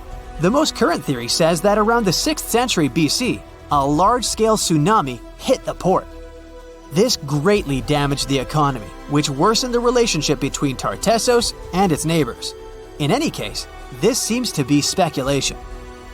This place is like a dream come true for archaeologists. It stores a huge amount of information and secrets that we have yet to unravel. The Tartessians had no idea that by burying their artifacts, they were making a real gift to the scientists of the future. And while scientists continue to study them, we can check out the stuff they have already discovered. History lovers can see Tartessian tools, horse figurines, and decorated ivory in the Archaeological Museum of Baghdad. Let's hope that in the future, scientists will learn more interesting things about this civilization, and we'll finally find out what happened to them. Before we get into the reason why and how there are pyramids all around the world, let's talk about some of the examples. I'll start with the Pyramid of the Sun in Mexico. These folks really knew how to build a city. Their well-planned urban center spanned over 7 square miles and boasted several pyramids. But the Pyramid of the Sun is the most impressive. This giant pyramid was built way back in 100 CE and is one of the biggest structures of its kind in the whole Western Hemisphere. It's so big that it's 216 feet high above the ground. If you ever find yourself in this ancient city, you won't be able to miss the Pyramid of the Sun. It's right there on the east side of the Avenue of the Dead, the city's main north-south street. To build this incredible pyramid, around 1 million cubic yards of material were used, including a special kind of red volcanic rock called hued tezontle. Impressive, huh? We don't know too much about the people who built the Pyramid of the Sun or its purpose. But archaeologists believe there was once a temple on top of it. When explorers went below the pyramid in the 1970s, they found a bunch of cool tunnels and chambers. In 2011, they even found a secret stash of clay pots, obsidian pieces, animal bones, human figurines, and a mask. Who knows what other secrets the pyramid is hiding? If you decide to see this one, you must climb the pyramid using the 248 uneven steps on the west side. Watch your step. Sudan got some pyramids too. Nubian pyramids aren't as big as the ones in Egypt, but they still got around 200 of them. These ancient pyramids have been home to the tombs of the pharaohs of the Meroitic Kingdom for almost 1,000 years, who ruled Egypt from Nubia to the Mediterranean Sea. The pyramids at Meroe were constructed using granite and reddish sandstone. Oh, and did you know that Sudan has more ancient pyramids than Egypt? The Kushite pyramids depict the indigenous architecture and burial traditions of Nubia's Napata and Meroe kingdoms, which ancient Egypt influenced. Meroe, the burial site of over 40 queens and kings, is the most extensive Nubian pyramid site. The tomb walls depict mummified royals bedecked in jewelry, their wooden caskets containing bows, quivers of arrows, and other artifacts pointing to the Meroitic relationship and trade with Egyptian and Greek civilizations. So if you're looking for some ancient tombs to explore, you may consider skipping the crowds in Egypt and heading on down to Sudan. Let's fly to Iraq to see some more pyramids. Ziggurats have fancy receding layers and tiered temples. Instead of a smooth exterior, it has tiers like a cake. Perfect for all the important work and rituals that went on inside. You can find these towering structures scattered throughout Iraq and Iran, and they're a real testament to the power and skills of the people who built them. One of the biggest and most impressive ziggurats is the ziggurat at Ur. It's basically a giant rectangular pyramid that stands a whopping 70 to 100 feet tall, with 3 levels of terraces and a temple on top. Can you imagine how many baked bricks it took to build that thing? Try 720,000 for just the lower portion. This particular ziggurat was built for Sumerian king Ur-Nammu. Similar to other ones, this pyramid has been around for thousands of years, so it got a little rough around the edges. Thankfully, the Babylonian king Nebuchadnezzar II and some archaeologists came to the rescue in the 6th and 20th centuries respectively. And now, you can find this near Talil Air Base. The ziggurat at Ur was built in 2100 BCE by King Ur-Nammu for the moon deity Nana. It was the tallest building in the city, and you could see it from miles around. It was like the medieval cathedral spire of its day. People would come here to bring their agricultural surplus and get their food allotments and seek spiritual nourishment. Sadly, the Nana temple at the top of the ziggurat didn't survive, but we do have some blue glazed bricks that may have been part of its decoration. The lower parts of the ziggurat are pretty amazing though. The architects even included holes in the temple's baked exterior to let the water evaporate from its core. Since we explored some of the pyramids on our planet, let's take a broader perspective. They can be found in many parts of the world. Egypt has over 100 pyramids, double that number in Sudan, and dozens of others are scattered in the Middle East and China. The Americas have the most pyramids in total, with more pyramids than the rest of the world combined. These pyramids are located in Mexico, Guatemala, Honduras, and El Salvador. Time to know more about the evolution of pyramids through history. The oldest pyramid is in Egypt. This pyramid was a step pyramid, which was created by placing one layer of stone on top of another. The pharaoh Sneferu is credited with creating the pyramid shape we recognize today. During his 45-year reign, he built 3 pyramids. His first 2 attempts failed, but he finally got it right with the Red Pyramid, which is considered the first true pyramid. It was Sneferu's son, Khufu, who built the Great Pyramid of Giza, which was the tallest human-made structure on Earth for almost 4,000 years. Latin American pyramids are similar to early Egyptian step pyramids, but they were built independently, with no knowledge of each other. The pyramids in Sudan were built around 700 BCE and are tall, but much narrower than those in Egypt. How in the world did all these civilizations build these things without even texting each other? After all, the Aztecs, Mayans, and ancient Egyptians were about as different as possible. But despite their cultural differences, they all seem to agree on one thing.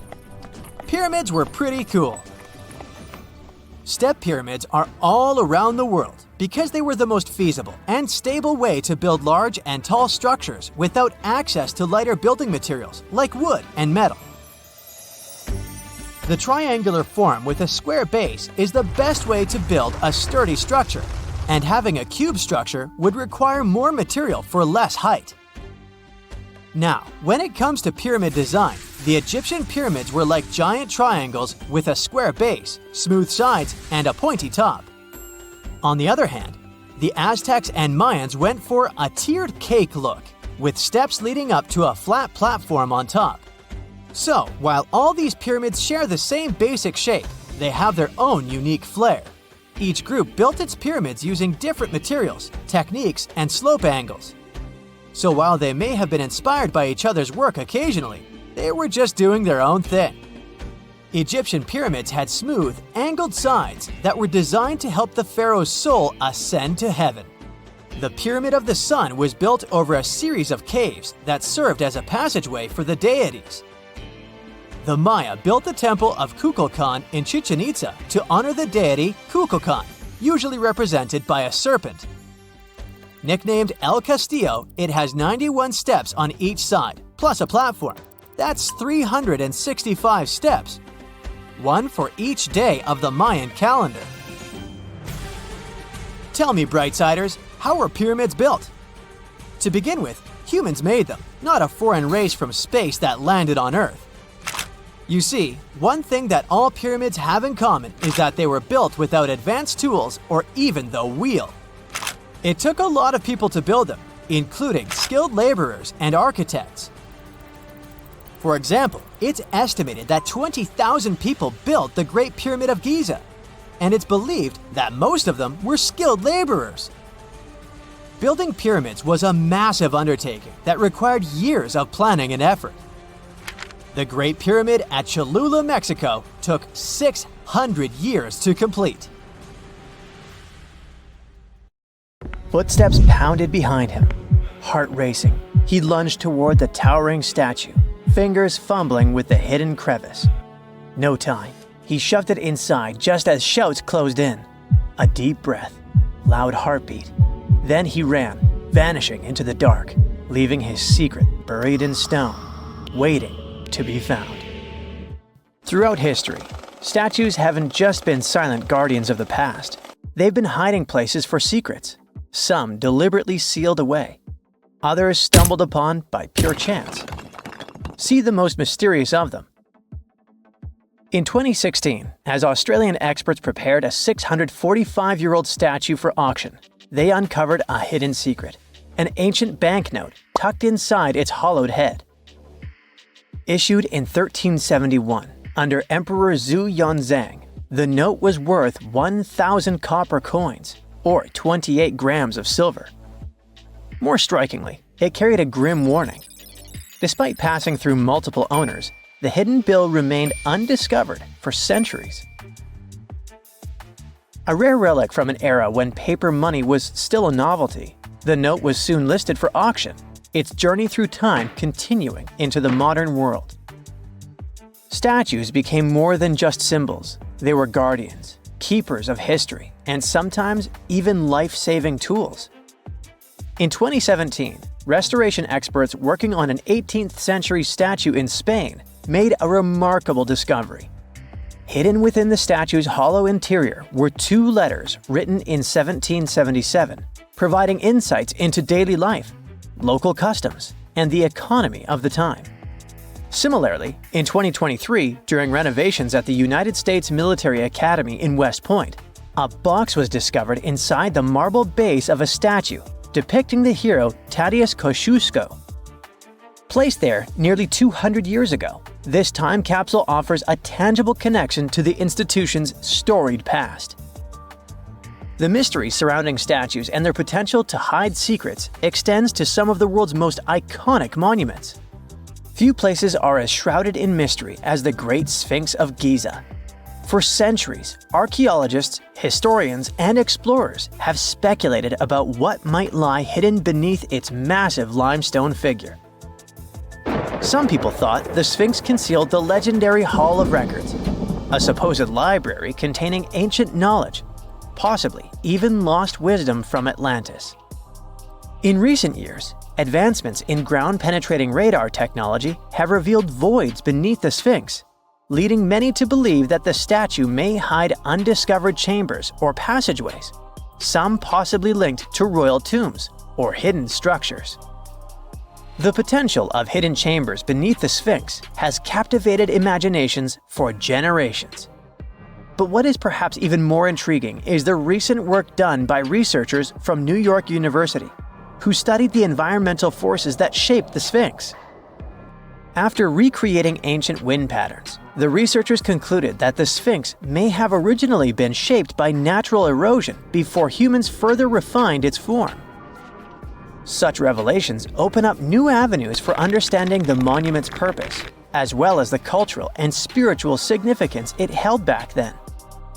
The ancient Egyptians revered Sobek, the crocodile-headed god of power and the Nile, and often mummified crocodiles to honor him.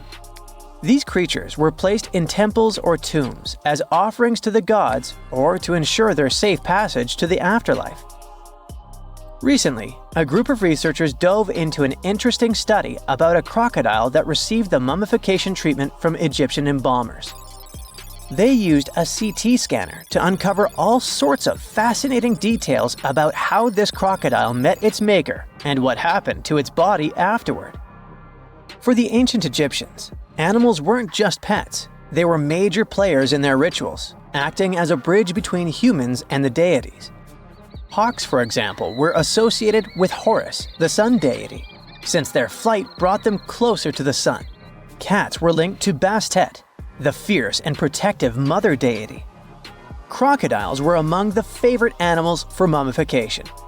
These reptiles were seen as symbols of Sobek, the Lord of the Nile, whose presence announced the annual flooding that brought much-needed water and fertile soil for farming. In the past, studying such artifacts could mean damaging the mummy, but thanks to modern imaging techniques, the researchers were able to examine the crocodile while keeping it intact. X-rays and CT scans revealed that the crocodile's digestive system was packed with small stones called gastroliths, which crocs often ingest to aid digestion and maintain buoyancy. Amid those stones, they even found a metal fish hook and a fish. This suggests that large mummified crocodiles were likely caught in the wild using hooks baited with fish. This almost aligns with what ancient Greek historians wrote about life in Egypt. Almost because the Greeks believed that Egyptians used pigs to lure the crocodiles. So, as you've noticed, researchers and archaeologists use cutting-edge technology and meticulous hands-on work to uncover the secrets of ancient civilizations. The process begins with surveys using ground-penetrating radar and 3D scanning to detect hidden chambers, tunnels, or anomalies beneath the surface. Once a promising site is identified, careful excavation begins. Layers of soil and debris are removed slowly, ensuring that no detail is lost. The exhibition of Rijksmuseum Museum in Amsterdam features a remarkable 15th century Tibetan gilt copper statue of Guhya Samaja Akshobhya. This figure, symbolizing the unity of opposing forces and a higher state of enlightenment, was previously unknown to the museum's collection. Recent examinations of this statue have revealed hidden relics and scrolls within its hollow structure, offering profound insights into the religious practices of the time. The exhibition showcases over 75 masterpieces from Asia, including the newly acquired Guhya Samaja Akshobhya statue, highlighting the intricate craftsmanship and spiritual significance embedded within such artifacts. In the heart of Verona, a secret lay hidden for decades within the bronze statue of Juliet. Sculpted in 1969, she became a symbol of love, touched by countless visitors seeking romance and luck. But beneath her worn surface, Juliet was silently guarding something extraordinary. Over time, tiny cracks formed from years of affectionate caresses. Through them, lovers slipped letters, whispered confessions, desperate pleas, and eternal promises. Some tossed in keys, sealing their love with padlocks and hiding the proof inside her hollow frame. In 2014, restoration experts made a stunning discovery. As they worked to mend the statue, hundreds of love notes and rusted keys spilled out, forgotten vows locked away in the heart of Juliet herself. Statues often act as symbols of power and might. However, in more recent times, statues have also been used to convey messages for future generations. The concept of the time capsule, an object or collection of items placed in a container, sealed, and then buried or hidden for later discovery, has a long history. And in modern times, statues have served as the perfect vessels for these capsules, allowing people to communicate with future generations in a very tangible way. In 2014, as old workers carefully removed the golden lion atop Boston's Old State House for restoration, they made a startling discovery. Something rattled inside its hollow head. A Boston Globe article from 1901 had once mentioned a hidden time capsule, but over the years it had faded into legend. Then, a sculptor's descendant unearthed a long-forgotten letter confirming the truth. Inside the lion's head lay newspapers, photographs, autographs, and letters from Boston's past. Messages sealed away for over a century. As the capsule was opened, it felt like history itself was holding its breath. The officials planned to continue the tradition, adding modern artifacts before sealing the lion's secret once more, until the 22nd century unveils it again. We don't know if they carry on with it though. Advancements in imaging technology have allowed researchers to uncover hidden details within famous sculptures without damaging them. In 2014, restoration experts in Mexico made a shocking discovery. while examining a 300-year-old wooden statue. Real human teeth were hidden beneath its serene face. The revelation came not by sight, but by technology. When preservationists took an X-ray of the statue, expecting to find structural details, they instead saw a perfect set of teeth embedded in the mouth, unlike other historic statues from the region, which sometimes contained real hair people donated to the statues. This discovery was completely unexpected. So how come the world is still talking about a statue that only existed for a mere 54 years over 2,000 years ago? What made this impressive ancient construction so remarkable that we're still discussing it? I'm talking about the Colossus of Rhodes, of course. It's considered to be one of the 7 wonders of the ancient world, along with the Great Pyramid of Giza or the Gardens of Babylon. There are a lot of mysteries surrounding this ancient statue, but let's look at some of the facts first, shall we? What we do know is that the local Rhodians decided to start a massive project once a Macedonian siege over their island was over. In other words, it was their way of honoring the higher powers for their victory. Using a lot of material left behind by the Macedonians, they started the construction of the Colossus, which is estimated to have taken about 12 years.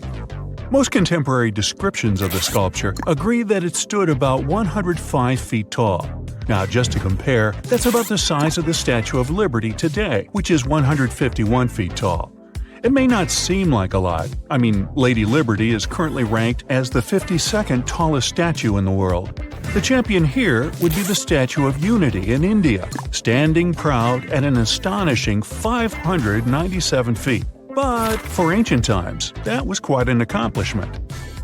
But is the similar height the only connection between the Colossus of Rhodes and the Statue of Liberty? Not really. We do know that they both also refer to Lady Liberty as the modern Colossus, since both statues were constructed as a symbol of liberation. There's even a plaque placed inside the pedestal of the New York statue, inscribed with the first verse of the sonnet, "The New Colossus," not like the brazen giant of Greek fame.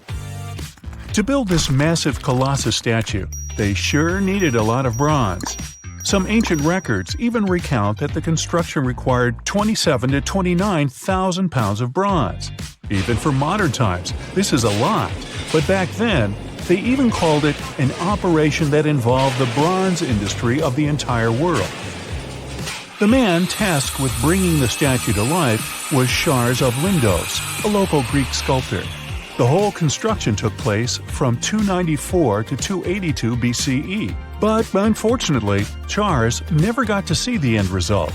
We don't know for sure why that happened, but some records claim constructing the Colossus of Rhodes may have led him to complete bankruptcy, since he failed to accurately estimate the cost for the massive statue. Anyway, we still don't know for sure how it was possible to build a statue this big back in those days. They had none of the equipment we have today, like excavators or elevators. Some old records said that they had to invent a completely new, custom method to build it. It all happened on the location, put together piece by piece. They supposedly split the statue into many different sections, and the first one to be constructed was the feet. Once each section was done, huge mounds of earth were placed around it, so they could continue working on the next section above. However, these records were made more than 100 years after the Colossus was finished, so there's little we can say about the accuracy of this information. In all those 12 years, the local Greeks worked around the clock to build the Colossus of Rhodes. They started with a white marble base that they placed at the statue's feet. They then continued with some sort of an iron skeleton, to which they attached the bronze plates. Why did they choose bronze, though? Well, that was more for practical reasons, since bronze is stronger than iron and it can also sustain extreme weather conditions. More so, if you think about it, the statue was located pretty close to the sea, so the air surrounding it would have been pretty salty. That's why they needed to make it out of quite sturdy material. And what about the location?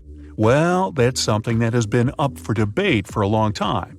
Researchers initially believed that the statue stood with each leg on either side of the Mandrake Harbor, one of many in the city of Rhodes, basically straddling its entrance. As imposing as that may sound, it was likely not the case. First of all, that would have meant the harbor would have to have been closed for the whole duration of the construction, which doesn't seem to match all the other records.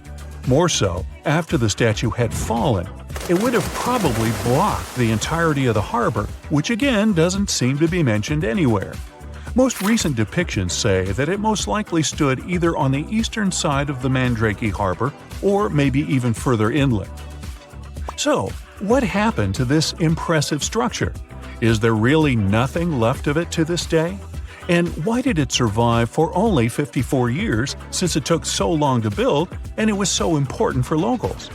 Well, as admired and valued as it was to the Greeks, an earthquake took the Colossus of Rhodes away from them. The story goes that because of the movement of the earth beneath it, the statue snapped at its knees and was completely laid on the ground. Nonetheless, the statue still continued to be admired for centuries. The Rhodians refused to rebuild it as they considered it a sign and did not dare intervene with destiny. By the middle of the 7th century, they had taken away what was left of the statue completely. Legend says it took about 900 camels to carry all the bronze away from the location. And what about the looks of the statue? This is also one aspect that is still shrouded in mystery. Even though it was a symbol of the locals' pride in maintaining their independence, they did not use the depiction of the statue for any of the coins they made, even though that was kind of customary. Other art historians do think, however, that the Colossus was similar to other depictions of the same mythological creature, a male figure that had rays of light rising from its head. The position of its hands is also still up for debate. Some say it might have even been holding a torch. We don't know if his hands were pointed straight down or whether the right arm was raised, like in similar representations in Greek mythology. The original might not be here for us to admire anymore, but there are some plans out there to rebuild it. A group of European architects intends to build a 21st century version of the ancient statue. This new construction is planned to stretch 500 feet tall. It should serve as a cultural center combined with a lighthouse. To make sure it won't have the same destiny as its ancient ancestor, these designers intend to use a lot of technology available today. Firstly, they plan to cover the whole exterior of the modern Colossus with solar panels so that the enormous building has enough electricity. They also intend to use modern resources to make sure earthquakes and wind forces won't affect the massive structure yet again. To do that, they plan to build the statue as a tripod structure, made from its 2 legs and a third pillar of support, constructed from the sash draped over the statue's arm and touching the ground. They also plan to place heavy steel support around the base for counterbalance. They even thought of a suspension system that would permit the statue to rock back and forth, making it a bit more flexible and able to resist all the various weather conditions. The manufacturer's suggested retail price on this project is quite high though, estimated at around $283 million. Supporters of the modern Colossus are optimistic as they are certain they can raise that impressive amount of cash through crowdfunding and private investments. You take off from Earth and park your spacecraft somewhere near the Moon. You're now almost 240,000 miles away from your home planet. That's almost 100 widths of the United States. Now you take out a giant hammer and an enormous chisel using the robotic arms of your spaceship. You place the chisel at the Earth's North Pole and strike its head with the hammer. Earth splits open like an eggshell, and you see it, another planet. It's Theia, and it's hiding inside our planet like a yolk in an egg. You'd need to go back in time 4.5 billion years to find out how it got there. This beautiful nebula will soon become our solar system. Colored dust and various space debris are slowly coming closer toward the common center. Soon this jigsaw puzzle of debris becomes too heavy and dense. The temperature inside the giant is rising. Soon it gets so high that it triggers a nuclear chain reaction. Another second and bam! There's an explosion so powerful that the shockwaves travel far into dark space. And the blinding flash from this blast can be seen from the other side of the Milky Way galaxy. When the dust clears a little, you can see that a bright light is still shining at the very center of the explosion. This newborn star is the Sun. It weighs as much as 333,000 Earths. If the Sun was a bucket, you'd need 1.3 million Earth-sized planets to fill it. You're interested in a small object over there, 93 million miles away from the Sun. This pile of rocks and hot lava is Earth. Right now, the planet is busy forming its core, while the oceans of lava are gradually cooling down. But a few tens of million years after the Sun's birth, you notice a strange object hurtling toward Earth. It's Theia. This small planet was born at about the same time as Earth, and now it's following a crazy spiral trajectory at enormous speed. Scientists believe Theia was kind of a ball Jupiter and Venus played with. Venus was pulling Theia in one direction, then Big Brother Jupiter pulled it back. But the Sun makes up 99.8% of the mass of the entire solar system. That's why the star sets its own rules. It makes Theia move in almost the same orbit as Earth. So they inevitably come closer and closer to each other until they become next-door neighbors. We see that Theia is the size of Mars and as wide as the Atlantic Ocean from New York to Portugal. A collision can't be avoided. Theia is traveling toward Earth at nearly 9,000 miles per hour. That's 11 times faster than the speed of sound. If the smaller planet crashes into Earth at a particular angle, Earth will most likely be torn apart, as well as Theia itself. The collision will cause a huge blast, visible on other planets even on a bright day. Nothing will be left but some burning dust and debris. Even if Theia touches Earth only lightly, it'll still knock out a chunk of our planet the size of Australia. But the collision with Theia happens at a perfect 45-degree angle. It strikes the Earth at tremendous speed. The explosion literally vaporizes huge amounts of rock, and the shock wave sends the remaining debris into Earth's orbit. A huge crater is formed at the impact site. Soon, it gets filled with boiling lava. The remnants of Theia and the ejected fragments of Earth begin to orbit our planet. According to one version, these fragments form two moons. At first, they travel together, but one day, they get too close to each other and collide, forming one large space body. The other theory claims that all the shards start being pulled by the remnants of Theia. Sometime later, they form the moon as we now know it. At that point in the past, though, it's just red-hot rock and lava. The collision at this angle slightly tilts our planet and accelerates its rotation. It's because of Theia that we have different seasons and 24 hours in a day. Earth has lithospheric plates. These are enormous solid pieces that make up the crust of our planet. After the collision with Theia, they start to break and crack. It causes carbon, a primary component of all known life on Earth, to start moving all over our planet. So, Earth gets some kind of metabolism. After a few 100 million years, the first living creatures start to appear on our planet. Over nearly 4 billion years, simple single-celled organisms have been evolving into the life you see today. According to scientists, such a collision is a very rare event. The probability that somewhere out there, there's a planet like ours that has survived the same catastrophe is extremely small. This may be the reason why we are yet to find traces of other civilizations out there in space. Meanwhile, the remains of Theia are still here on Earth. Of course, it doesn't look like an entire planet stuck inside our own. Most of the fragments have melted and blended into the Earth's crust. If you take the top layer off our planet, you'll see two huge lava blobs the size of entire continents. They're right below Africa and the Pacific Ocean. Presumably, these are the remains of Theia. They didn't mix with Earth's mantle because of different densities.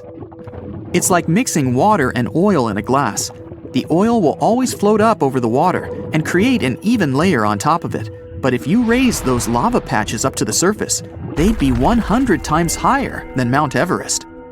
Other remains of Theia might be on the moon. The Apollo space missions brought back many soil samples for analysis. Scientists have concluded that the moon is very similar to Earth in structure. People could drill deep down and take samples there. Then they'd analyze the blobs from Earth. If their structure matched, it'd be 100% proof that Theia did hit Earth 4.5 billion years ago. And that's how we got the moon. But for the time being, Theia remains somewhat mysterious. Scientists are still not sure that the planet actually existed. The whole idea perfectly fits the model of the moon's creation, but in fact, this incredible collision may have never happened. Hop on the bright side of life together with our brand new tees, hoodies, and more. Click the link to pick your choice. Now you travel 41 light-years away from Earth to the planet 55 Cancri E. It's about twice the size of Earth and 8 times heavier. You take out your giant hammer again and use it to hit the chisel. The planet cracks, and you see it's a giant diamond. The temperature on this planet is tens of times higher than that of Earth, and its soil is rich in carbon. The heat puts a lot of pressure on this carbon. Its structure changes. First, it turns into graphite. Some more pressure, and graphite turns into diamond. On Earth, diamonds form at depths below 60 miles, where the pressure is 50,000 times greater than on the surface. The temperatures there rise over 1,000 degrees, which is as hot as fire. Diamonds are ejected closer to the surface in volcanic eruptions. Still, people have to dig mines 1,500 feet deep to find these beautiful gems. The Golden Jubilee diamond is the biggest cut and faceted diamond on Earth. It weighs as much as a chocolate bar and is the size of a hamster. Its price is about $12 million. Now imagine a diamond the size of an entire planet. You decide to fly back to the solar system. Your destination is Jupiter's moon, Europa. It's as wide as the distance between Seattle and Houston, and its mass is less than 1% the mass of Earth. Its surface is enclosed in an icy crust. It's about 19 miles thick. But what if you crack this crust with your giant hammer? Wow, Europa is completely covered in water. It's freezing here, 3 times colder than at the North Pole on Earth. The water turns into ice almost instantly, but the ocean beneath the surface is still liquid. Europa interacts with Jupiter gravitationally, just like the moon with Earth. This creates tidal forces and heats Europa's core. The core melts the ice around it. The result is a huge ocean, 2 to 3 times larger than all of Earth's oceans combined. Scientists believe that water is the basis of life. It may mean that life may exist on Europa. There could be thermal springs, just like at the bottom of our oceans. The water there is probably much warmer. And even though the pressure and temperature in such places are likely to be extreme, simple bacteria may live there. Europa is almost the same age as Earth. This means there's been enough time for living organisms to appear and evolve. Who knows? Maybe some advanced civilization is already blooming under this crust of ice. They may be building big cities and dreaming of conquering space right now. But the only thing people can do at the moment is send a probe to Europa and find out if life is possible there.